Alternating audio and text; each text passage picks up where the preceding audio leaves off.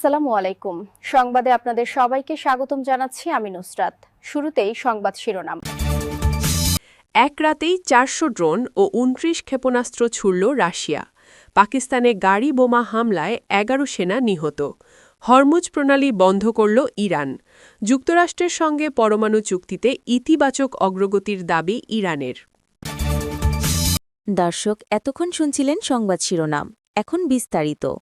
আপনি যদি ইসরায়েলের ধ্বংস চেয়ে থাকেন তাহলে চ্যানেলটি সাবস্ক্রাইব করে দিবেন এবং ভিডিওতে লাইক করে আপনার মূল্যবান মতামত কমেন্টে লিখে জানিয়ে দিবেন। এখন বিস্তারিত। যুক্তরাষ্ট্রের মধ্যস্থতায় যুদ্ধবিরতির আলোচনা অনেকটা অগ্রসর হয়েছে এমন আভাস মিললেও ইউক্রেনের ওপর হামলা থামায়নি রাশিয়া। সোমবার ১৬ ফেব্রুয়ারি রাতভর প্রায় ৪০০টি ড্রোন এবং বিভিন্ন ধরনের ২৯টি ক্ষেপণাস্ত্র নিক্ষেপ করা হয়েছে বলে জানিয়েছে কিয়েভ। মঙ্গলবার ১৭ ফেব্রুয়ারি সকাল ৯:৩০ পর্যন্ত ইউক্রেনের আকাশ প্রতিরক্ষা ব্যবস্থা ২৫টি ক্ষেপণাস্ত্র এবং ৩৬৭টি রুশ ড্রোন ইউএভি ধ্বংস করেছে। বিমানবাহিনীর বরাত দিয়ে এ তথ্য প্রকাশ করেছে ইউক্রেনীয় সংবাদ সংস্থা ইউক্রেন ইনফর্ম। প্রতিবেদন অনুযায়ী মোট ৩৯২টি আক্রমণ নস্যাৎ করা হয়েছে। এর মধ্যে রয়েছে ২০টি বি-১০১ এয়ার লঞ্চড ক্রুজ ক্ষেপণাস্ত্র, ৪টি ইস্কান্দার কে ক্রুজ ক্ষেপণাস্ত্র, একটি বি-৫৯/৬৯ গাইডেড এয়ার লঞ্চড ক্ষেপণাস্ত্র এবং ৩৬৭টি বিভিন্ন ধরনের ড্রোন। এসব ড্রোনের মধ্যে শাহেদ, গেরবেরা ও ইতালমাছ সহ অন্যান্য ইউএভি ছিল। তবে সব হামলা প্রতিহত করা সম্ভব হয়নি। ৪টি ব্যালিস্টিক ক্ষেপণাস্ত্র এবং ১৮টি হামলাকারী ড্রোন ১৩টি স্থানে আঘাত হেনেছে বলে জানানো হয়েছে। ইউক্রেনের প্রেসিডেন্ট ভলোদিমির জেলেন্সকি এ হামলাকে সমন্বিত আক্রমণ হিসেবে উল্লেখ করেছেন। তার ভাষ্য, পরিকল্পিতভাবে ইউক্রেনের জ্বালানি খাতে সর্বোচ্চ ক্ষতি সাধনের উদ্দেশ্যেই এ হামলা চালানো হয়েছে।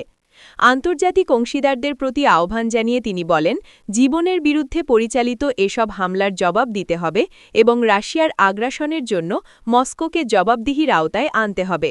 তার মতে, ন্যায় বিচার ও কঠোর অবস্থান নিশ্চিত হলে কূটনৈতিক প্রচেষ্টা আরও কার্যকর হবে। এজন্য রাশিয়ার ওপর কঠোর নিষেধাজ্ঞা আরোপ এবং ইউক্রেনীয় সেনাবাহিনী ও আকাশ প্রতিরক্ষা ব্যবস্থার প্রতি দ্রুত ও ধারাবাহিক সহায়তা অব্যাহত রাখা জরুরি। অন্যদিকে আঞ্চলিক উত্তেজনা বৃদ্ধির প্রেক্ষাপটে জেনেভায় মার্কিন প্রতিনিধি দল ইরানের পারমাণবিক কর্মসূচির পাশাপাশি রাশিয়া ইউক্রেন যুদ্ধ নিয়েও পৃথক বৈঠক করবে বলে জানা গেছে। এর আগে ২৩ জানুয়ারি অনুষ্ঠিত ত্রিদেশীয় বৈঠকে যুদ্ধবন্ধের জন্য ইউক্রেনকে চূড়ান্ত শর্ত দেয় রাশিয়া। শর্ত অনুযায়ী ইউক্রেনকে পূর্বাঞ্চলিক দনবাস অঞ্চল থেকে সেনা প্রত্যাহার করতে হবে। পরে আবুধাবিতেও আরেক দফা ত্রিদেশীয় বৈঠক অনুষ্ঠিত হয়। এদিকে যুক্তরাষ্ট্রের সাবেক প্রেসিডেন্ট ডোনাল্ড ট্রাম্পের প্রস্তাবিত ২৮ দফা শান্তি পরিকল্পনায় বলা হয়েছে, ইউক্রেনের ক্রিমিয়া, লুহান্স্ক ও দনেৎস্ক অঞ্চলকে কার্যত রুশ ভূখণ্ড হিসেবে স্বীকৃতি দেবে যুক্তরাষ্ট্রসহ একাধিক পক্ষ। পরিকল্পনায় ইউক্রেনের সামরিক বাহিনীর আকার সীমিত করা এবং ধাপে ধাপে মস্কোর ওপর আরোপিত নিষেধাজ্ঞা প্রত্যাহারের প্রস্তাবও রয়েছে। পাকিস্তানের খাইবার পাখতুনখাওয়ায় একটি সন্ত্রাসী হামলায় ১২ সেনা সদস্য নিহত হয়েছেন। এ সময় প্রতিরোধ গড়ে তুললে সন্ত্রাসীদের ১২ সদস্য নিহত হয়। সোমবার ১৬ ফেব্রুয়ারি প্রদেশটির বাজাউর জেলায় ভয়াবহ এ হামলা হয়। আজ মঙ্গলবার ১৭ ফেব্রুয়ারি পাকিস্তানের সেনাবাহিনীর media wing inter services public relations বা আইএসপিআর জানায়, খাইবার পাখতুনখাওয়ার বাজাউর জেলায় একটি চেকপোস্টে বিস্ফোরক বোঝাই যানবাহন নিয়ে চালানো এক সন্ত্রাসী হামলায় ১১ সেনা সদস্য নিহত হয়েছেন। আইএসপিআর আরও জানায়, বাজাউরের ওই চেকপোস্টে নিরাপত্তা বাহিনী ও আইন প্রয়োগকারী সংস্থাগুলোর যৌথ চেকপোস্টে ভারত সমর্থিত খারিজি সন্ত্রাসীরা কাপুরুষোচিত সন্ত্রাসী হামলার চেষ্টা চালায়। পাকিস্তানের সেনাবাহিনী এই সন্ত্রাসী গোষ্ঠীকে ফিতনা আল খাওয়ারিজ হিসেবে আখ্যা দিয়েছে। শব্দটি পাকিস্তানের নিষিদ্ধ সংগঠন তেহরিক-ই-তালেবান পাকিস্তান বা টিটিপির ক্ষেত্রে ব্যবহার করা হয়।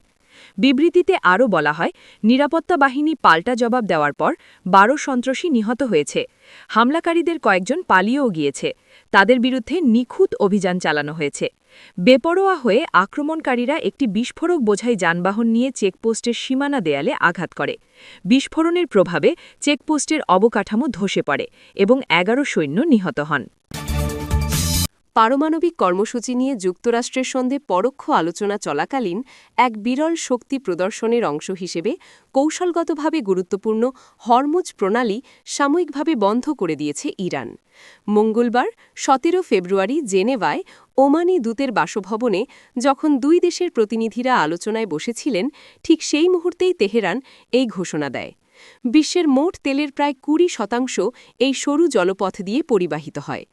ইরানি রাষ্ট্রীয় গণমাধ্যম জানিয়েছে, সামরিক মহড়া এবং নৌ নিরাপত্তার স্বার্থে কয়েক ঘণ্টার জন্য এই প্রণালী বন্ধ রাখা হয়েছে। এ মহড়ায় ইরানের বিপ্লবী গার্ড বাহিনী লাইভ মিসাইল বা তাজা ক্ষেপণাস্ত্র নিক্ষেপ করেছে। বিশ্লেষকদের মতে ১৯৮০-র দশকের পর এই প্রথম ইরান আন্তর্জাতিকভাবে অত্যন্ত গুরুত্বপূর্ণ এই নৌপথটি বন্ধ করার এমন ঘোষণা দিল।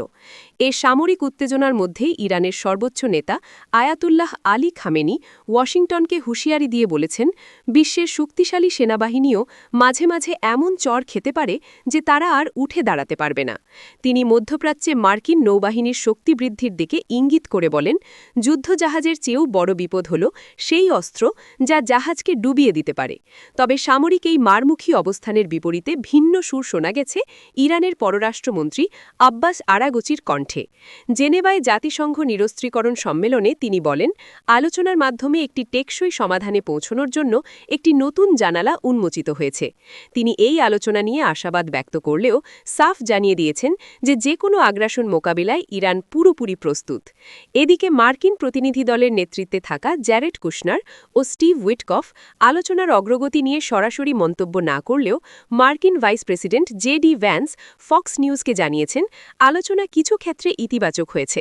তবে তিনি এটিও স্পষ্ট করেন, প্রেসিডেন্ট ট্রাম্প কিছু রেড লাইন বা সীমারেখা নির্ধারণ করে দিয়েছেন, যা ইরান এখনও মেনে নিতে রাজি নয়।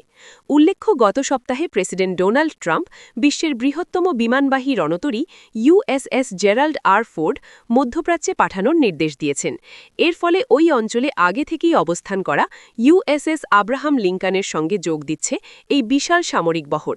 এই পাল্টাপাল্টি সামরিক অবস্থান এবং গুরুত্বপূর্ণ নৌপথ বন্ধের সিদ্ধান্তে বিশ্ববাজারে তেলের দামে অস্থিরতা তৈরি হলেও আলোচনার খবর আসার পর দাম কিছুটা কমেছে। এখন দেখার বিষয়, আগামী 2 সপ্তাহের মধ্যে ইরান যে বিস্তারিত প্রস্তাব দেওয়ার প্রতিশ্রুতি দিয়েছে তা এই দীর্ঘদিনের পারমাণবিক অচলাবস্থা নিরসনে কতটা কার্যকর ভূমিকা রাখে। সুইজারল্যান্ডের জেনেভায় ওমানের মধ্যস্থতায় অনুষ্ঠিত পরোক্ষ পরমাণু আলোচনায় ইরান ও যুক্তরাষ্ট্রের মধ্যে ইতিবাচক অগ্রগতির খবর পাওয়া গেছে।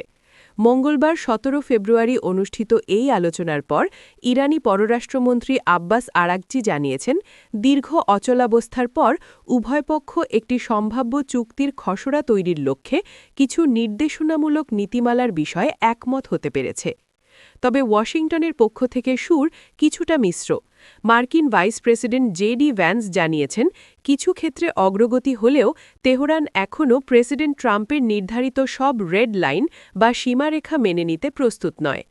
পররাষ্ট্রমন্ত্রী আরাগচি ইরানের রাষ্ট্রীয় টেলিভিশনকে দেওয়া সাক্ষাৎকারে জানান, ওমানে অনুষ্ঠিত আগের দফার আলোচনার চেয়ে জেনেভার বৈঠক অনেক বেশি ফলপ্রসূ ছিল।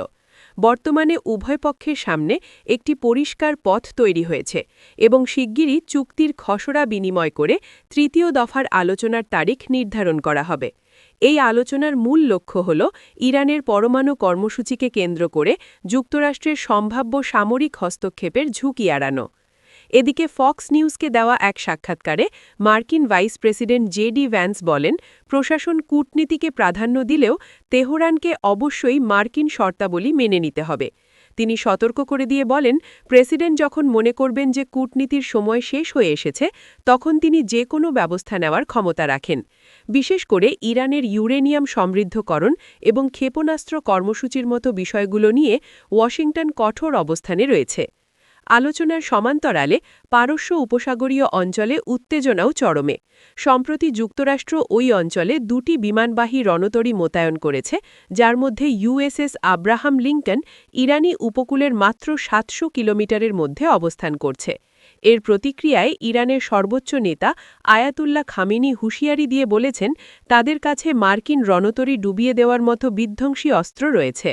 একই সঙ্গে কৌশলগত গুরুত্বপূর্ণ হরমুজ প্রণালীতে সামরিক মহড়া শুরু করেছে ইরানের রেভলিউশনারি গার্ডস। বিশ্লেষকদের মতে ইরানের পরমাণু স্থাপনাগুলোতে গত জুনের যুদ্ধের প্রভাবে কিছুটা ক্ষতি হওয়ায় তেহরান হয়তো ইউরেনিয়াম সমৃদ্ধকরণের বিষয়ে কিছুটা নমনীয় হতে পারে। তবে ক্ষেপণাস্ত্র কর্মসূচি বা আঞ্চলিক প্রভাবের মতো বিষয়গুলোতে ইরান বড় কোনো ছাড় দিতে নারাজ। ইরানের প্রেসিডেন্ট মাসুদ পেজেশকিয়ান পুনরায় জোর দিয়ে বলেছেন তারা কোনোভাবেই পারমাণবিক অস্ত্র তৈরি করতে চান না, তবে চিকিৎসা এবং কৃষি খাতের উন্নতির জন্য পরমাণু বিজ্ঞান ব্যবহারের অধিকার তাদের রয়েছে।